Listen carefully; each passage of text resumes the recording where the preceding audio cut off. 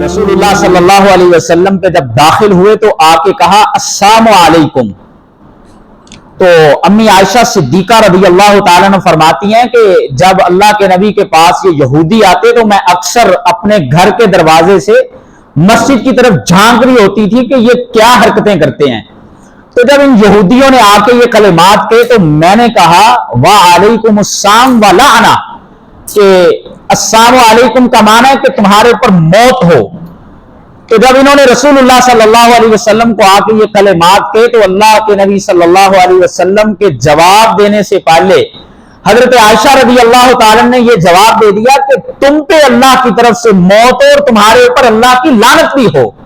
रसूलुल्लाह सल्लल्लाहु अलैहि वसल्लम जब इनकी मजलिस को खत्म करके घर तशरीफ लाए तो आपने फरमाया आयशा क्या तुमने नहीं सुना था कि जब उन्होंने मुझे अस्सलामु अलैकुम कहा तो आगे से मैंने वा अलैकुम कह दिया था।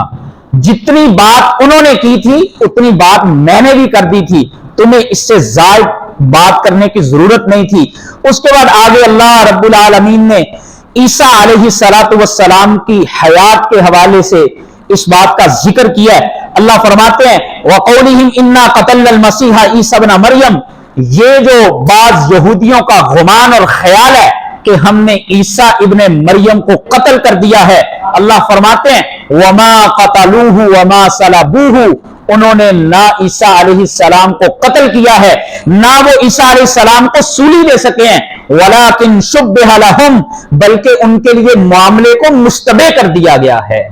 उनके लिए हकीकत जो थी अल्लाह रब्बुल आलमीन की तरफ से किसी और के ऊपर ईसा अलैहिस्सलाम की शबीह डाल दी गई और अल्लाह फरमाते हैं ये जब इनके ऊपर तशबीह डाल दी गई व इन्नल लज़ीना इख्तलफू फीहि लफी शक्किन मिन, वो इस बात में शक में है कि हमने ईसा अलैहिस्सलाम को कत्ल कर दिया। अल्लाह फरमाते हैं वमा क़तलूहु यकीना, यकीनी बात यह है कि वो ईसा अलैहिस्सलाम को कत्ल नहीं कर सके, बल रफ़अहुल्लाहु इलैहि, बल्कि अल्लाह ने उनको अपनी तरफ उठा लिया है। और आगे अल्लाह फरमाते हैं व इन मिन अहलिल किताबि इल्ला लयुमिनन्ना बिही क़ब्ला मौतिही, एक वक्त आएगा जब ईसा अलैहिस्सलातु वस्सलाम दोबारा तशरीफ लाएंगे और तमाम के तमाम अहले किताब ईसा अलैहिस्सलाम पे ईमान ले आएंगे। रसूलुल्लाह सल्लल्लाहु अलैहि वसल्लम ने अपनी अहादीस में इस बात की बड़ी तफसील से वजाहत फरमाई है कि कुर्बे क़यामत ईसा अलैहिस्सलातु वस्सलाम जो है वो दमिश्क में एक जामे मस्जिद के मनारे पे आसमानों से नाजिल होंगे और उनकी कैफियत ये होगी कि उनके बालों से पानी के कतरे गिर रहे होंगे जैसे कोई इंसान गुस्ल करके आता है और उसके बालों से पानी के कतरे गिर रहे होते हैं। तीन शख्सियात का रसूलुल्लाह सल्लल्लाहु अलैहि वसल्लम ने उनके हवाले से पेशन गोइयां की हैं। एक सैयदना मसीह अलैहिस्सलाम जो हजरत ईसा अलैहिस्सलाम है, और एक मसीह दज्जाल के हवाले से रसूलुल्लाह सल्लल्लाहु अलैहि वसल्लम ने अपनी हदीस में कई बातों का जिक्र किया। और एक इमाम महदी है, रसूलुल्लाह सल्लल्लाहु अलैहि वसल्लम ने फरमाया ये एक आम इंसान होंगे, इनका नाम मेरे नाम पे होगा, इनकी वल्दियत मेरे बाप के नाम पे होगी और ये मेरे कबीले से मेरी नस्ल से होंगे। युस्लिहुल्लाहु फी लैला, ये एक आम इंसान होंगे, किसी बड़ी जमात के कोई मजहबी जमात के लीडर नहीं होंगे, बल्कि अल्लाह एक रातों रात इनकी इस्लाह कर देगा और अल्लाह इन्हें मुसलमानों का कायद और लीडर बना देगा। और रसूलुल्लाह सल्लल्लाहु अलैहि वसल्लम फरमाते हैं कि ये मस्जिद दमिश्क के अंदर मुसलमानों की इमामत के लिए खड़े होंगे, उधर से ईसा अलैहिस्सलातु वस्सलाम आसमानों से नाजिल होंगे और ये ईसा अलैहिस्सलाम को पहचान लेंगे और ईसा अलैहिस्सलाम को कहेंगे कि आप मुसल्ले पर आ जाएं, आप नमाज पढ़ाएं। ईसा अलैहिस्सलाम फरमाएंगे नहीं, इमामुकुम मिनकुम, तुम्हारे पैगंबर का फरमान ये है कि तुम्हारा इमाम तुम्ही में से होगा, आप नमाज पढ़ाएं, मैं आपकी इमामत में नमाज पढ़ूंगा। और रसूलुल्लाह सल्लल्लाहु अलैहि वसल्लम फरमाते हैं ये जब यहां से नमाज पढ़ के निकलेंगे तो अचानक किसी तरफ से आवाज आएगी कि जमीन में दज्जाल आ गया है। रसूलुल्लाह सल्लल्लाहु अलैहि वसल्लम फरमाते हैं फिर ईसा अलैहिस्सलातु वस्सलाम दज्जाल के खिलाफ लड़ाई करेंगे। ये दज्जाल पूरी दुनिया के अंदर फिरेगा, मां सिवाय मक्के और मदीने के, ये सारी जमीन पे फैलेगा, ये अपने मानने वालों को जन्नत जैसी नेमतें देगा, ये रब जैसे दावे करेगा, लोगों के अंदर जो है वो औलादें देने वाला होगा, ये इस तरह की चीजें लेगा। रसूलुल्लाह सल्लल्लाहु अलैहि वसल्लम ने फरमाया इसकी जो जन्नत होगी वो हकीकत में जहन्नुम होगी। और जब ईसा अलैहिस्सलाम इसको कत्ल कर देंगे, उसके बाद फिर अल्लाह की जमीन पे एक मखलूक को खोला जाएगा जिसका नाम कुरान में याजूज और माजूज जिक्र किया गया है।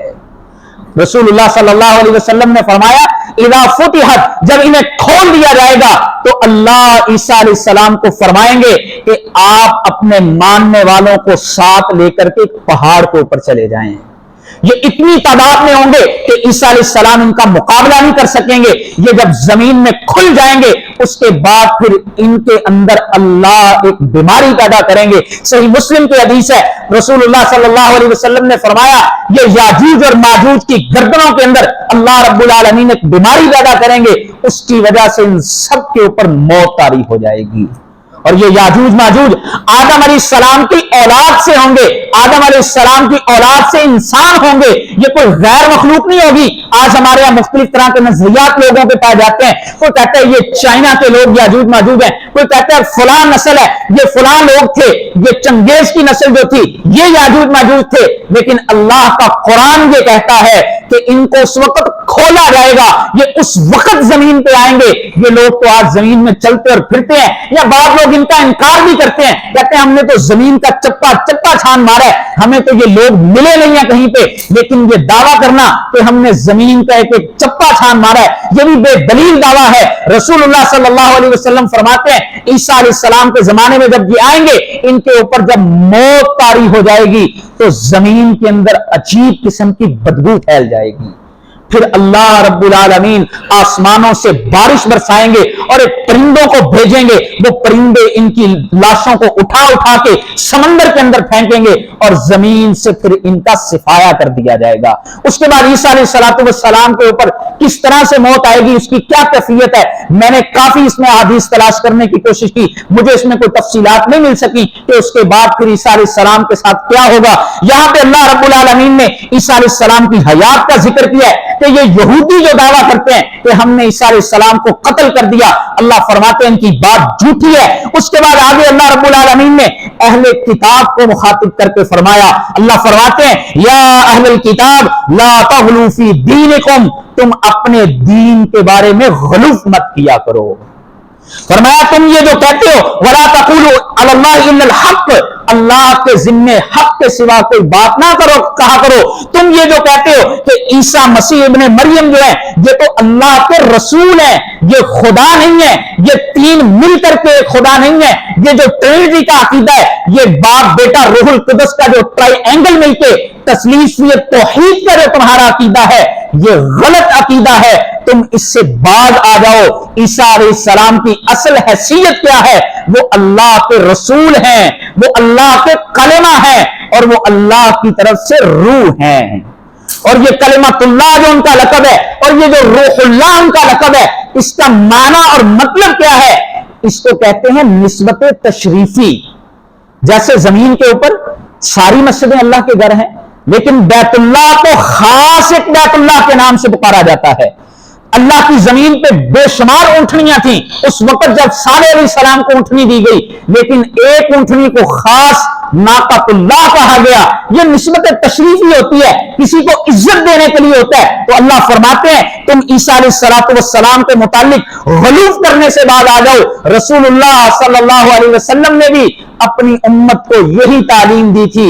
आपने फरमाया ला तुतरूनी कमा अतरतिन नसारा ईसा इब्न मरियम, ऐ मेरी उम्मत के लोगों तुम भी कहीं मेरे बारे में गलूफ ना करना, तुम भी मुझे बड़ा बढ़ा और चढ़ा के बयान ना करना जिस तरह के ईसाइयों ने ईसा इब्ने मरियम को बढ़ा चढ़ा के बयान किया।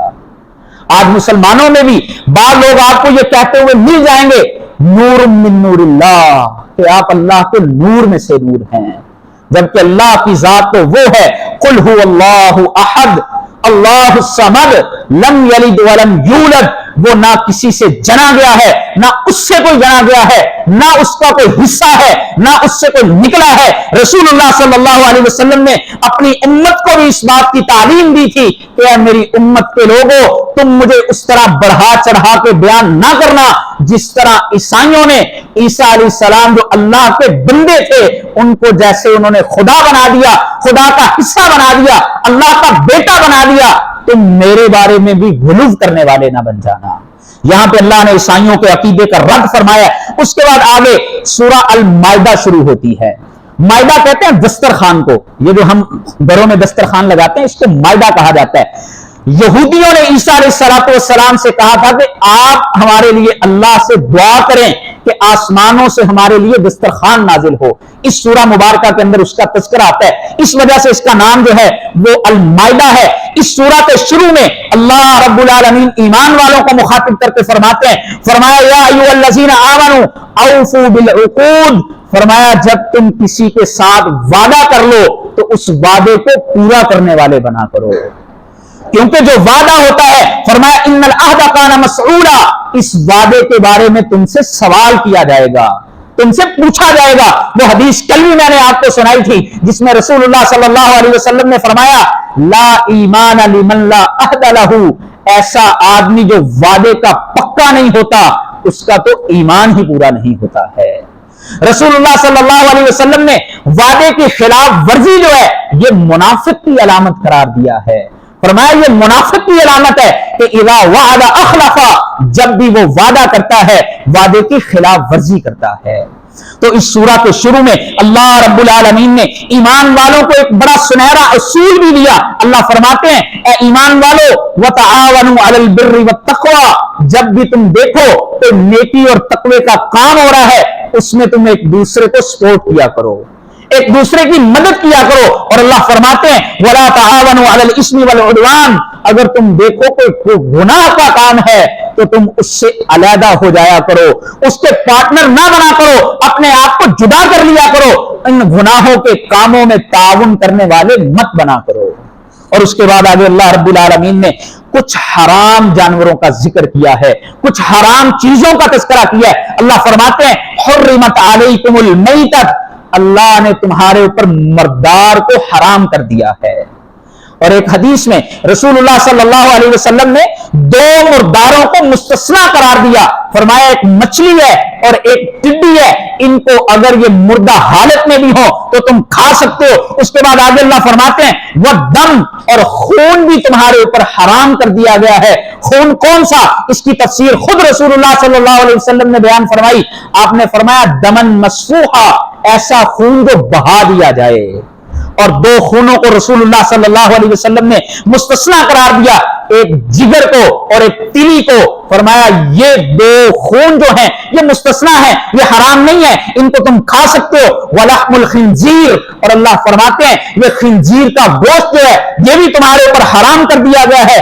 وما اہل لغیر اللہ بہ, اور اللہ فرماتے ہیں جس چیز کو غیر اللہ کے لیے نامزد کر دیا جائے اس کو بھی تمہارے اوپر حرام کر دیا گیا ہے.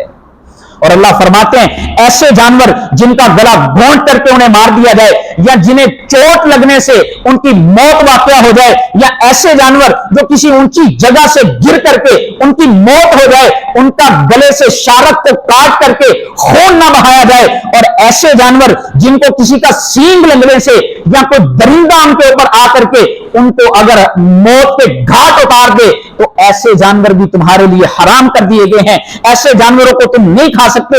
اس کے بعد آگے اللہ رب العالمین فرماتے ہیں احل لکم طیبات وطعام الذین اوتوا الکتاب حل لکم, کہ اہل کتاب کا کھانا تمہارے لیے حلال قرار دیا گیا ہے. رسول اللہ صلی اللہ علیہ وسلم بذات خود ایک یہودیہ عورت کے گھر میں دعوت کھانے کے لیے گئے. اہل کتاب کے ذبیحے کو, کیونکہ وہ اللہ کو ماننے والے ہیں, وہ جب کسی جانور کو ذبح کرتے ہیں اس میں اللہ کا نام پڑھتے ہیں. فرمایا اس کا ذبیحہ جو ہے وہ تمہارے لیے حلال کر دیا گیا. اس کے بعد آگے اللہ فرماتے ہیں والمحصنات من الذین اوتوا الکتاب, اہل کتاب کی عورتیں جو پاک باز ہیں اگر تم ان کے ساتھ نکاح کرنا چاہو تو تم ان کے ساتھ نکاح بھی کر سکتے ہو. علماء نے اس کو کچھ شرائط کے ساتھ مشروط کیا ہے کہ اگر تمہیں معلوم ہو کہ یہ تمہارے دین کو بگاڑ نہ دے کہیں پہ, یا تمہاری نسل کے دین کو نہ بگاڑ دے, یا تم اس کے ساتھ جو ہے وہ دلی محبت کرنے والے, ایک بیوی کے اعتبار سے محبت کرنے والے ہو, ٹھیک ہے. ان تین شرائط کے ساتھ علماء کہتے ہیں کہ اہل کتاب کی عورت کے ساتھ شادی کی جا سکتی ہے, جس کی اللہ رب العالمین نے یہاں پہ اجازت دی ہے. اس کے بعد آگے اللہ رب العالمین نے वुजू का तस्करा किया है। अल्लाह फरमाते हैं जब तुम नमाज के लिए खड़े हो अपने चेहरों को धो लिया करो, अपने हाथों को कोहनियों तक धो लिया करो और अपने सरों का मसा कर लिया करो और तुम अपने पांव को भी टखनों तक धो लिया करो। ये वुजू एक मुस्तकिल इबादत है और सिर्फ ये वुजू के 4 फराइज नहीं है बल्कि वुजू के 13 के करीब फराइज हैं जिनको रसूलुल्लाह सल्लल्लाहु अलैहि वसल्लम ने अपनी अहादीस में जिक्र किया है। और ये वुजू ऐसी मुस्तकिल इबादत है कि जिसको रसूलुल्लाह सल्लल्लाहु अलैहि वसल्लम ने फरमाया कि ला तुक़बलु सलातुन बिगैरि तुहूरिन, तहारत हासिल किए बगैर, वुजू किए बगैर अल्लाह के यहां नमाज कबूल नहीं की जाती। और ये वुजू एक ऐसा अमल है कि जब रसूलुल्लाह सल्लल्लाहु अलैहि वसल्लम ने सैयदना बिलाल रज़ी अल्लाह तआला अन्हु से पूछा कि बिलाल, मैंने जन्नत में तुम्हारे कदमों की आहट सुनी है, तुम कौन सा ऐसा अमल करते हो जिसकी वजह से अल्लाह ने तुम्हें यह दर्जा दिया है?